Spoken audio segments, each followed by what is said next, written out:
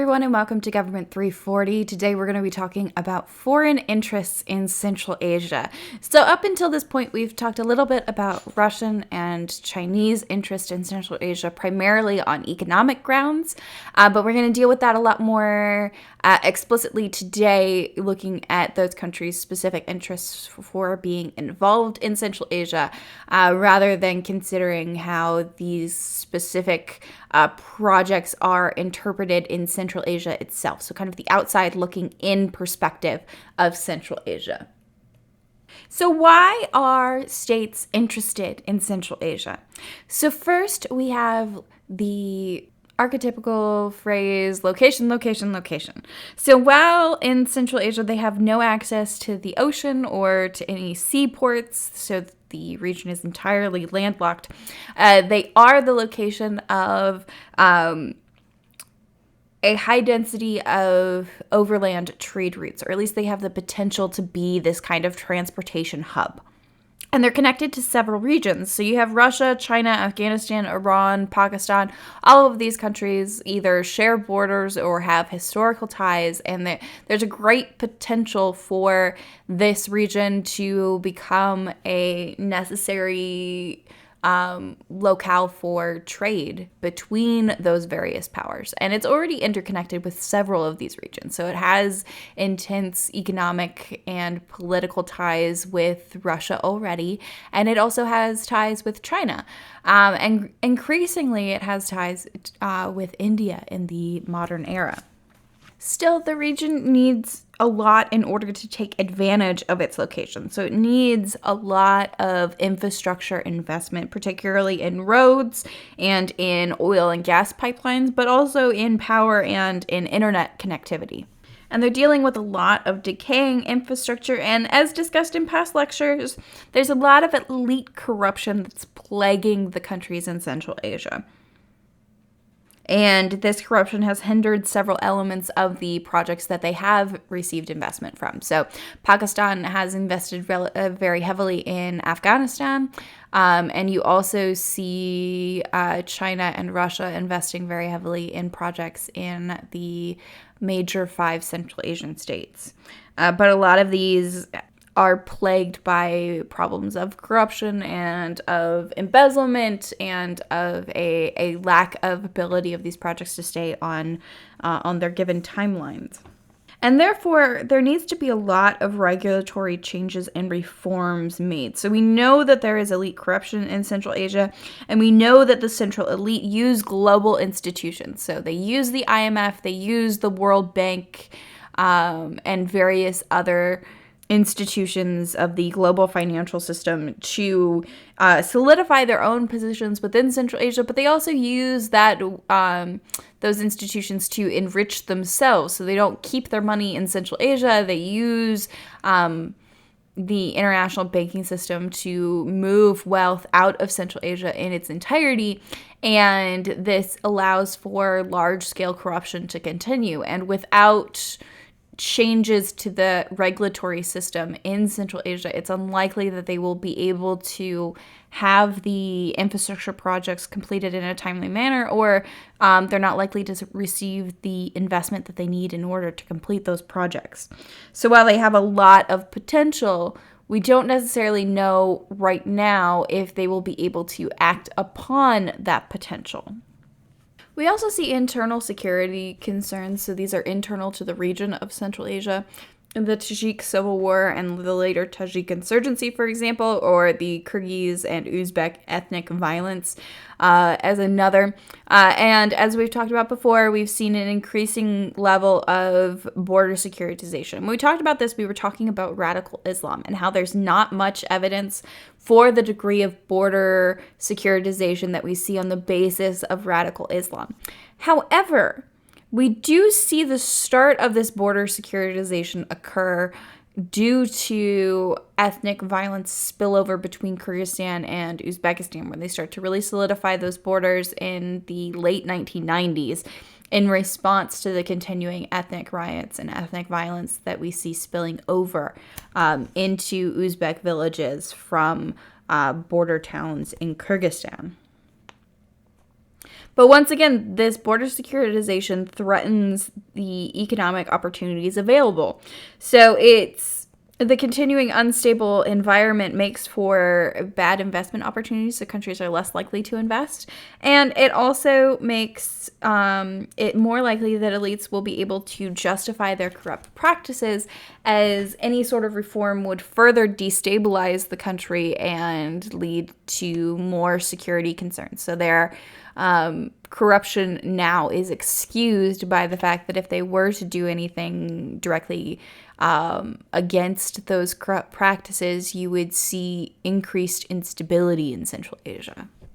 But despite all of the potential regional issues that we have discussed in Central Asia, the potential of this region to become a locale of incredible trade and of transport of both goods and people means that a lot of countries are very interested in continuing to invest in Central Asia.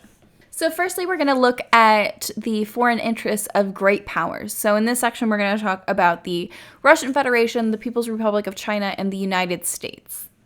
So the Russian Federation has the greatest connection with the region of Central Asia. So they have this historical linkage both through the Russian Empire and the Soviet Union, and Russian leaders very much view Central Asia to be part of their sphere of influence, or the Russian near abroad. And to further along these projects, we do see the Commonwealth of Independent States, so CIS, the Collective Security Treaty Organization, or the CSTO, and the Eurasian Economic Union, or the EAEU. And these varyingly are essentially corollaries to NATO with the CSTO and the EU with the EAEU, and are meant to coordinate things within Russia's near abroad and kind of the locale of the former Soviet Union. Additionally, we see other Soviet legacies, like the pipelines that the Soviet Union built, and the majority of the infrastructure in Central Asia still being holdovers from the Soviet Union. But countries in the region are always fearful of a potential Russian intervention. And this really guides their behavior, in that they make decisions about their own internal domestic politics and the regional politics on the basis of what may incite Russian intervention.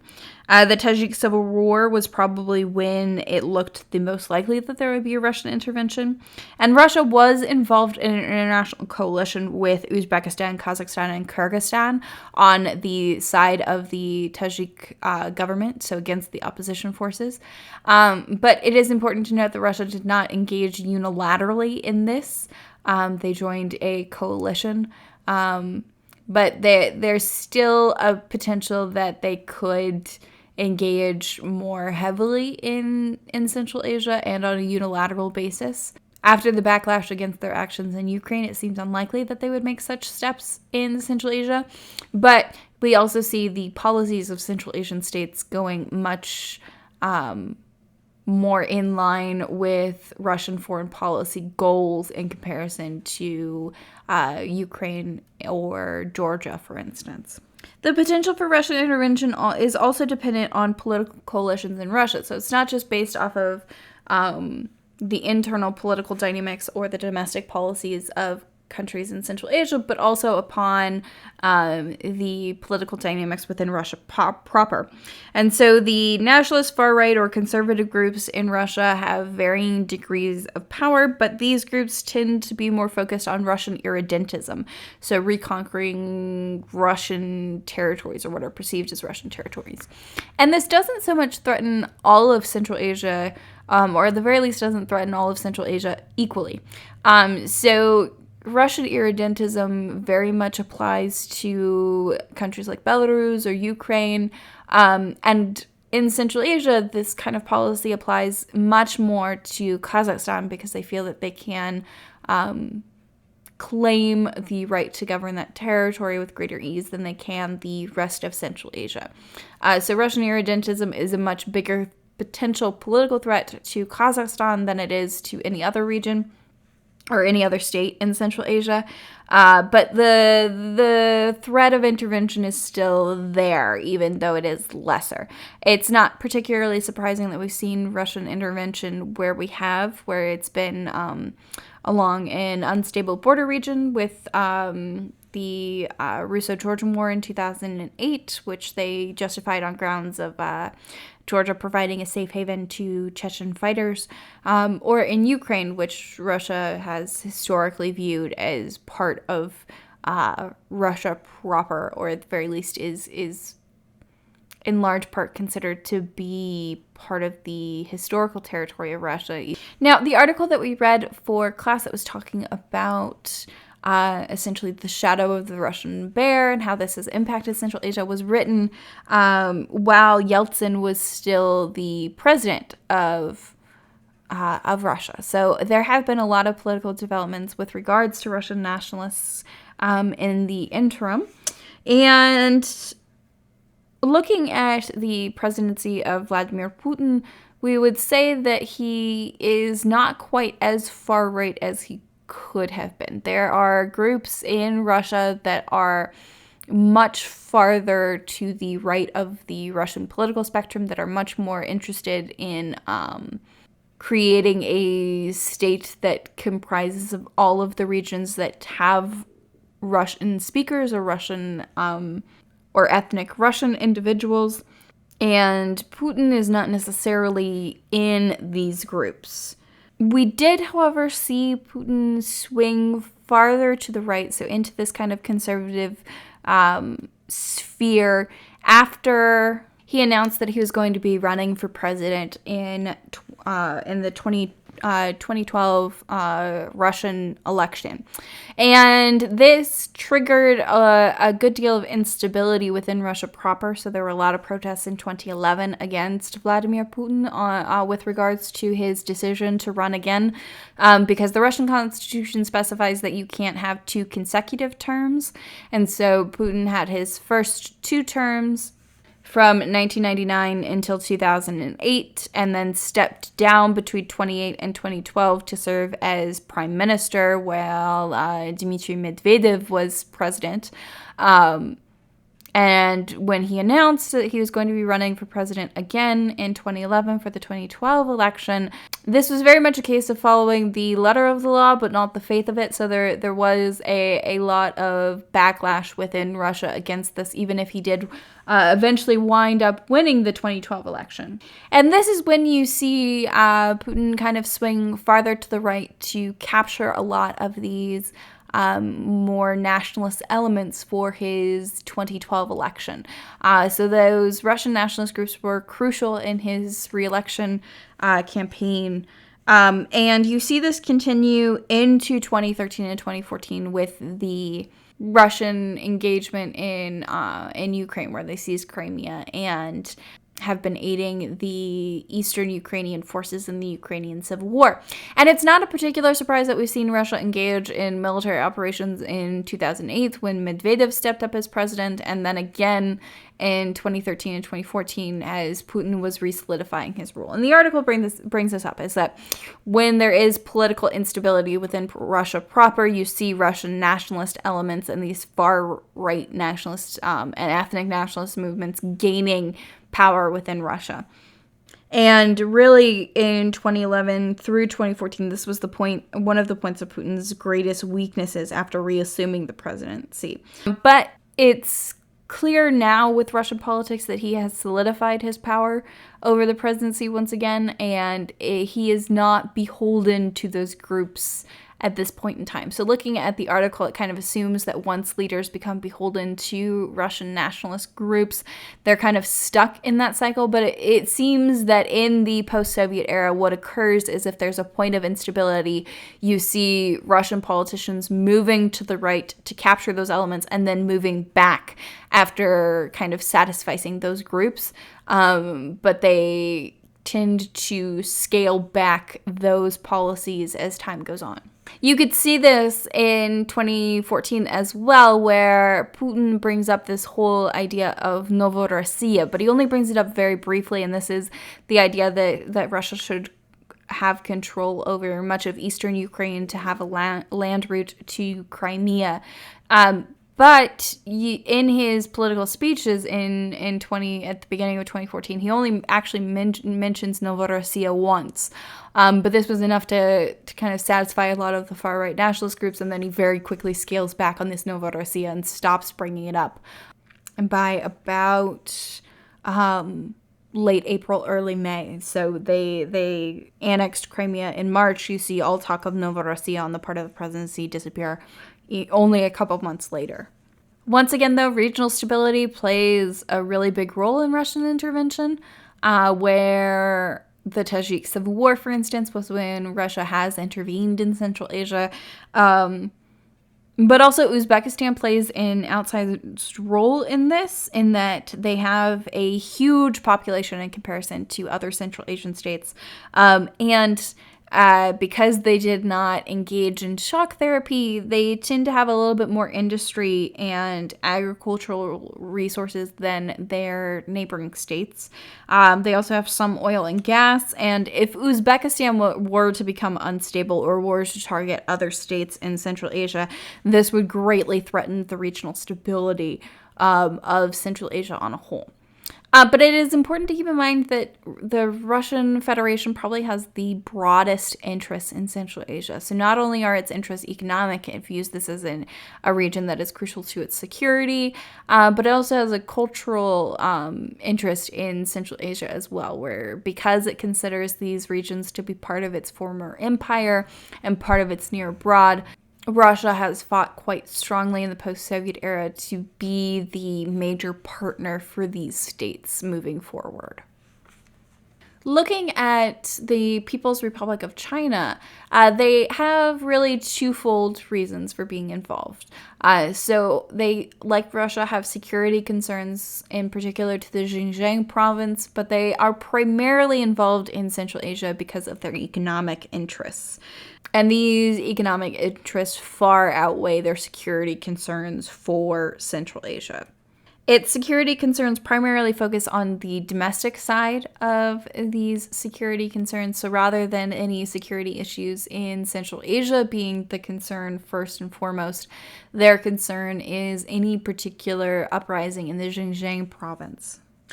So a lot of individuals in this province are co-ethnics to groups in Central Asia, and they share religious similarities to Central Asia in that the populations in the province are majority Muslim. And there is a potential for instability or uprising among these groups, and so China has engaged in highly securitizing the region, especially with regards to the Uyghur population. And any potential instability in Central Asia may spill over into China, and they are very worried about this. But as time moves forward, there's been very little spillover from Central Asia to that region, and it is not a primary concern when Chinese government officials are dealing with Central Asia. It is primarily a means by which the Chinese government engages with its own population rather than with foreign governments. And so its engagement with Central Asia has primarily focused on the Belt and Road initiatives. And even within this initiative, they're still very much focused on Kazakhstan, more so than the other Central Asian states. So a lot of money has gone into Central Asia, but of that money, most of it has gone to Kazakhstan. But still, trade with Central Asia only accounts for 1% of China's foreign trade. So this is not a site that they are particularly beholden to, or that is the site of China's greatest investments with the BRI. And this is part of the reason why China's been more focused on the sea and sea shipping aspects of the Belt and Road initiatives, because those are the countries that it has significantly more trade with. But the Central Asian region still presents a promising locale for being a transport hub for Chinese goods, both into Russia and also into Europe. The major blockage right now to a lot of the BRI and projects is that a lot of the infrastructure to get goods from China to Russia or to Europe still needs to be built. And this is a very large upfront investment that China has to complete in order to take advantage of its potential to be a transportation hub. China is also interested in the energy resources that could be transported into China proper. So this is not just an interest in a trade locale, but oil and gas would be a key benefit of the BRI in that China needs a lot of oil and gas, and pipelines from Kazakhstan in particular, once again, could transport that into China. And this means that the BRI is a potential threat to Russian influence, and that it can be another buyer of Central Asian oil and gas that might threaten kind of the monopoly that Russia presently has on those pipelines.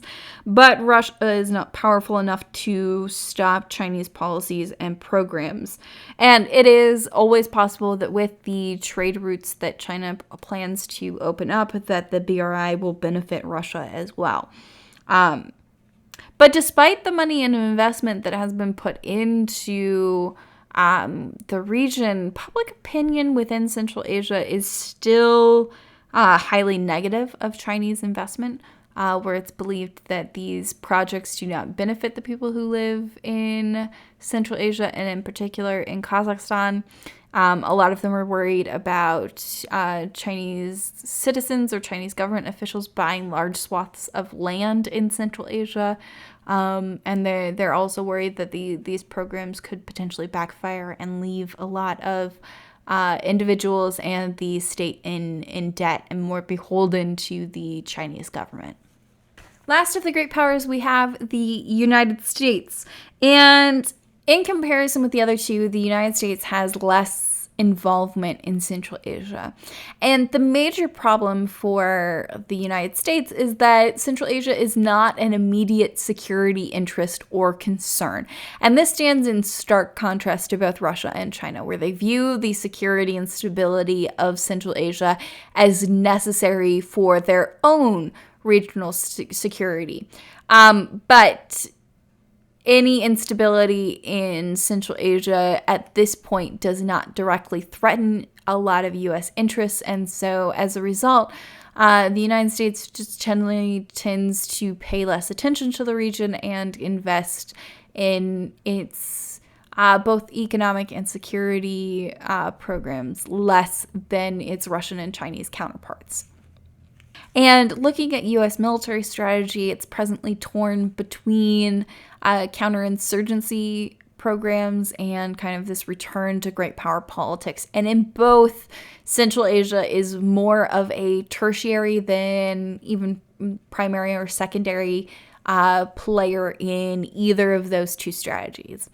And U.S. involvement is usually portrayed as a means to counter Russian region. So the United States is primarily involved in order to counter Russian influence in the region as an aspect of countering Russian great power politics. But even then, in countering Russian expansionism or Russian irredentism, American policy is much more focused on the Baltics or on Ukraine or Eastern and Central Europe than it is on Central Asia. And really, this is a problem of kind of mental bandwidth than it is in anything else, in that the U.S. is often involved in many different projects across the world, and Central Asia is a region that's easy to sometimes lose in the shuffle in comparison to regions that have a much higher profile in both the American news media, but also within the security and political apparatuses of the government. But this does not mean that the U.S. is not interested in Central Asia. It just means that a lot of the policies that the U.S. institutes and a lot of the programs that it invests in lack long-term coherence. But one thing that the U.S. has been consistent with in the post-Soviet era is attempting to integrate Central Asian economies with the global market. And this has seen varying levels of success across Central Asia. Kazakhstan has probably had the most success. But as we talked about at the very beginning of this lecture, for a lot of the U.S. policies to work, there needs to be a concerted effort to address the within-region corruption and to institute regulatory reforms within these states in order for a lot of the U.S. policies to take root and be as effective as they could be. And these are policies that the U.S. cannot institute unilaterally in Central Asia. It's something that needs domestic pressure to really be effective.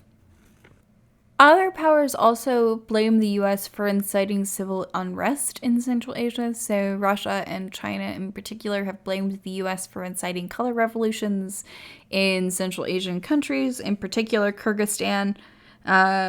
As most of the regimes in Central Asia are authoritarian, the color revolutions and civilian uprisings present a threat to these regimes and their stability. So not only is this something that Russia points to, but other Central Asian states also point to the U.S. having this role, whether or not there's actually evidence of the U.S. playing a major role in causing these revolts. It has soured some states' interest in dealing with the United States, in particular Turkmenistan and Uzbekistan, because they are more authoritarian than their neighbors. But when we look at the U.S. war in Afghanistan, we've also seen increasing tensions as that war has continued on. And the war on terror has been a major focus of the United States. So the Central Asian states are close to Afghanistan, and a lot of the money that the U.S. has invested, if it hasn't gone towards kind of economic programs, it's mainly been put to investing in different security programs, in policing, in funding U.S. bases in Central Asia. And so any shift away from Afghanistan that the U.S. has made, there's been a corresponding shift away from Central Asia as well. But the fact that the United States has been investing primarily in the security apparatus encourages increasing power consolidation and essentially allows a lot of corrupt behavior to continue because the focus is on regional stability as opposed to regulatory reform, which would be initially destabilizing. And so U.S. policies have changed more recently, but in the past, the U.S. has been more lenient towards potential human rights abuses or lack of democratization or fair enactment of policies due to the fact that if the United States were to call Central Asian governments out on those factors, the United States could lose their support in the war on terror or their support specifically in the Afghan theater of that war. And this has kind of damaged the reputation of the United States a little bit, but it's also meant that the U.S. investment in the region hasn't triggered a lot of democratization and hasn't accomplished that main goal of getting the Central Asian economies, their political systems, and the like really incorporated with the global economy and global governing system. So they're still very much reliant on the Russian Federation and increasingly on China, despite the money that the U.S. did invest there because of the United States' focus on security above any other sort of reform. And when the U.S. did focus on reform, these programs were largely unsuccessful. We also have several regional powers that are interested in Central Asia. In this lecture, we'll be focusing primarily on Pakistan and India, but other regional powers are interested. In particular, Iran has expressed interest in engaging with Central Asia, but a lot of countries face kind of geographic barriers for their involvement. Pakistan is regionally the closest, but even then, it still has to engage with Central Asia via Afghanistan. If we look at India, China blocks their entry to the region, as does Afghanistan, and once again, geographic boundaries like the Himalayas kind of prevent them from being able to institute overland trade routes into the region. So the movement of goods or resources is particularly difficult for most of these regional powers.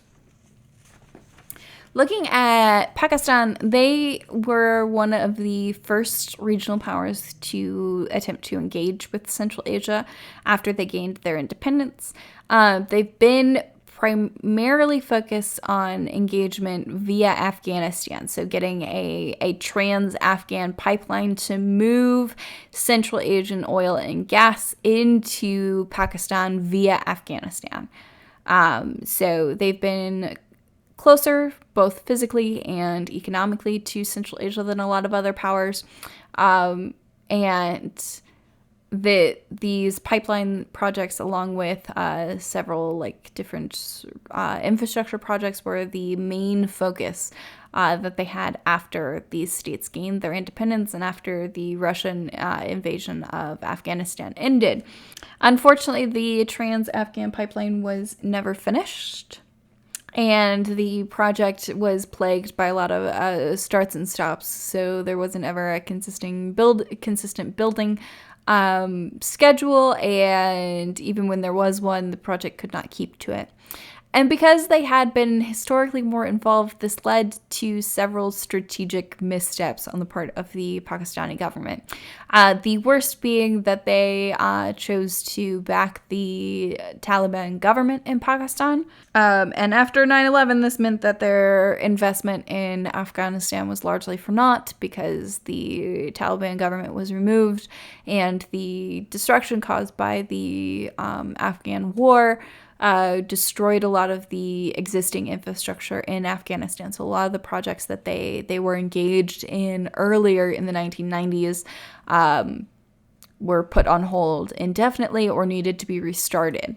Additionally, even while the projects were underway and after the fall of the Taliban government, you see Pakistan facing a lot of pushback from Russia and Iran in particular for its projects in Afghanistan. So it hasn't received much international funding to pursue projects. And after the period of the greatest intensity of the Afghan war ended, we've seen a lot of problems where they presently don't have the funds to create the infrastructure that would be needed.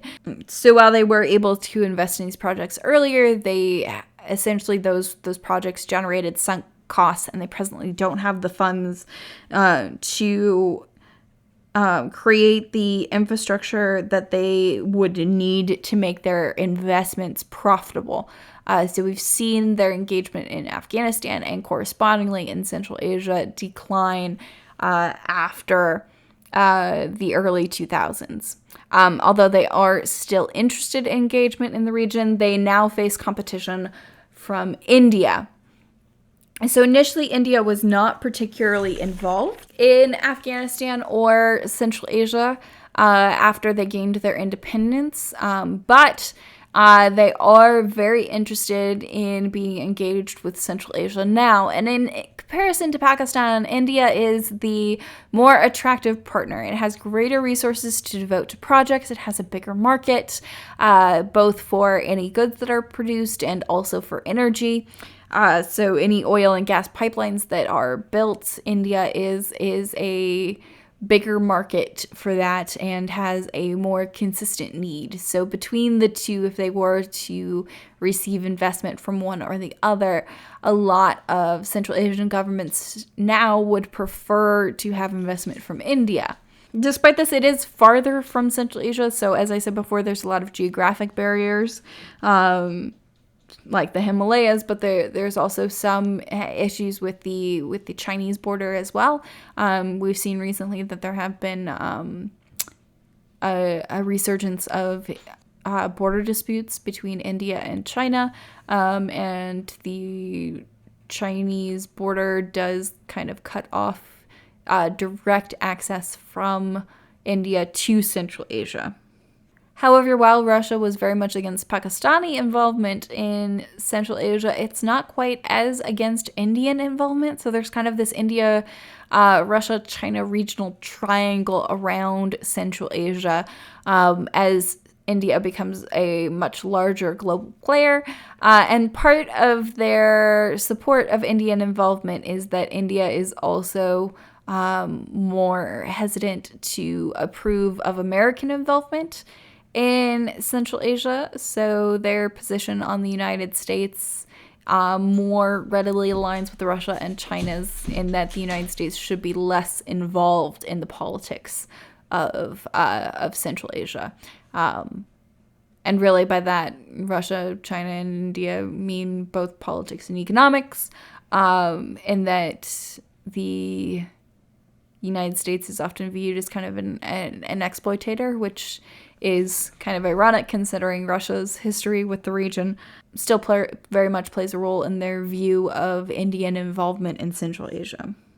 And another reason for Indian involvement in Central Asia stems from their contested rule over Kashmir. So the Indian and Pakistani governments have been fighting over Kashmir.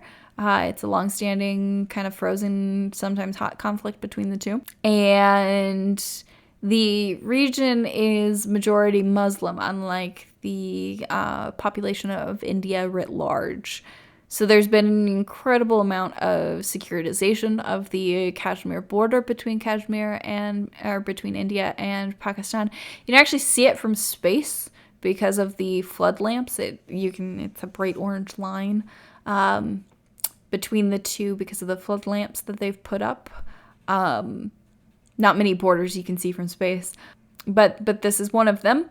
And closer ties to Central Asia could serve to justify Indian rule to the people of Kashmir, or at least that is a position that the Indian government has put forth, in that the peoples of Central Asia are also majority Islamic, and if they can have close economic, political, and cultural ties with Central Asia, then their rule over a majority Muslim province would be more justified. Whether this would influence the actual conflict all that much is unclear, but it is still another benefit that comes from dealing with Central Asia and increasing the density of their ties with that region. So looking at both great and regional powers, we can see that a lot of countries are interested in Central Asia. And far from being an isolated region, this is a region where a lot of very powerful actors are intensely interested in engaging the region, who already have great ties with the region. And there's an incredible potential for the region to become even more globally connected to the international economy. And there's a lot of competition that's going on here for who will be the predominant trading partner, the primary recipient of goods, and in particular oil and gas from Central Asia. Presently, Russia is winning that competition, but increasingly they have to compete with other interests. China's Belt and Road Initiative, India's increasing involvement, even Pakistan kind of having a resurgence in its projects is a threat to Russian hegemony in the region. The United States is also involved, although its role is considerably lesser than the more proximate great powers. So Russia and China tend to have a much greater influence over the policies of the region, both because they are closer and have greater historical ties with the region, but also because Central Asian states are more likely to view both Russia and China as greater security threats than the United States. Not that this is actually a statement on the power of militaries, but that the United States is less likely to attack countries in Central Asia, whereas China may or China could shut off economic aid. Russia could also cut off economic aid or could intervene in the domestic politics of these states. And they'd have very little recourse for this, means that their policies are more likely to align with those of Russia and China than the United States if all three are competing at the same time. And of these states, there is a very big focus on transport. So the region has an incredible potential to be a transport hub. So there's a focus on oil and gas resources that are present there and of constructing pipelines to move that oil and gas to new locales. But there's also a focus on kind of roads and railways and shipment lines. Overland shipment lines where there is the potential to move goods if that infrastructure is more developed.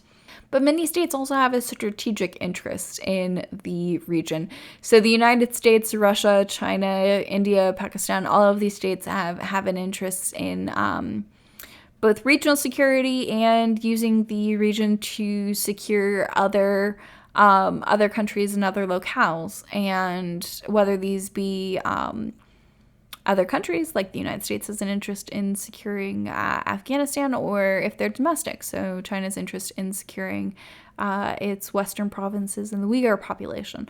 These play a really big role in how investment is made and where investment is concentrated. So while there is competition, different states have different focuses for where they put their investment, how they invest, what the expected payoffs of their engagement are going to be.